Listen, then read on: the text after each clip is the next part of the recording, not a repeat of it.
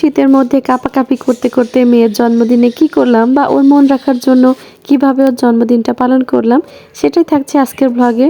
আসসালামু আলাইকুম এভরিওয়ান, সবাইকে জানাচ্ছি নতুন আরেকটা ব্লগে আন্তরিক অভিনন্দন। এটা ছিল ডিসেম্বরের 28 তারিখের একটা ব্লগ। 2025 সালের ডিসেম্বরের 28 তারিখ আমার বড় মেয়ের জন্মদিন ছিল। ওর 8 বছর পূর্ণ হলো আলহামদুলিল্লাহ। তো ওই দিন আর কি আমাদের আগ থেকে তেমন কোনো প্ল্যান ছিল না। ওকে গিফট আমরা আগেই দিয়ে দিয়েছিলাম। এবার আসলে তেমন কোনো প্ল্যান ছিল না যে ওর বার্থডেতে কিছু করব বা কি। তারপরেও দেখি ও একটু মন খারাপ করেছিল, যার জন্য আর কি ঘরোয়াভাবে প্রতিবার যেমনটা করা হয় একটা কেক এনে একটু কেক কাটা হয়, সেলিব্রেট করা হয়, ওইটাই করেছিলাম। তো প্রচণ্ড পরিমাণ শীত সেদিন ছিল, আর এখন তো প্রায় বেশিরভাগ দিনেই সূর্যের কোনো দেখা পাওয়া যাচ্ছে না। ওই দিনটাও এমন ছিল। তো এই তো সকালবেলা উঠে আমি আমার ছোটো বাবুকে খাইয়ে নিচ্ছি। আর আমার ছোট বাবুটা অনেক অসুস্থ, অনেক জ্বর ঠান্ডা, অনেকই অসুস্থ। বিগত 2-3 দিন ধরে অনেক বেশি অসুস্থ ছিল।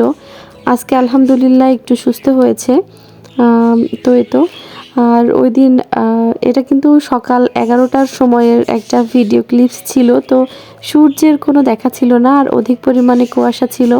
আমি ছাদে এসেছিলাম কাপড় চোপড়গুলো মেলতে, তো আমার গাছগুলো একটু দেখছিলাম।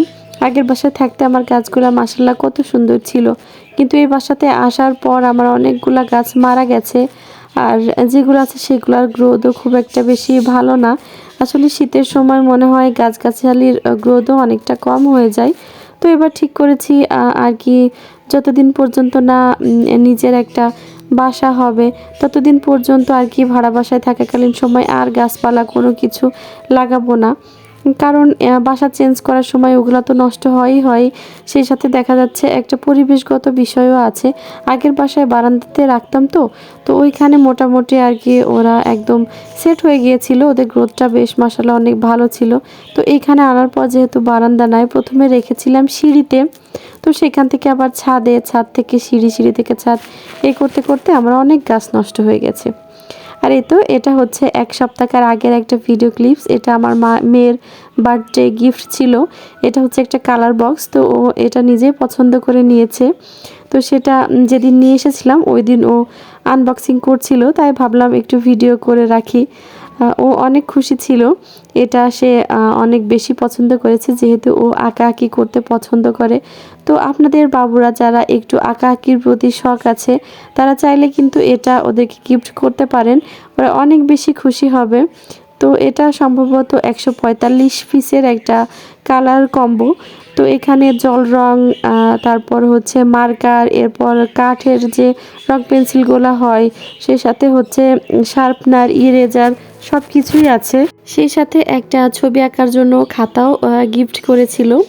তো এই তো সব মিলিয়ে আর কি যারা একটু ছবি আঁকতে পছন্দ করে যেসব বাচ্চারা, তাদের জন্য একটা বেস্ট কালার কম্বো আমি মনে করি। তো বিভিন্ন অনলাইন পেজে আপনারা এগুলো পেয়ে যাবেন, তো চাইলে কিন্তু বাবুদের জন্য এটা অর্ডার করতে পারেন।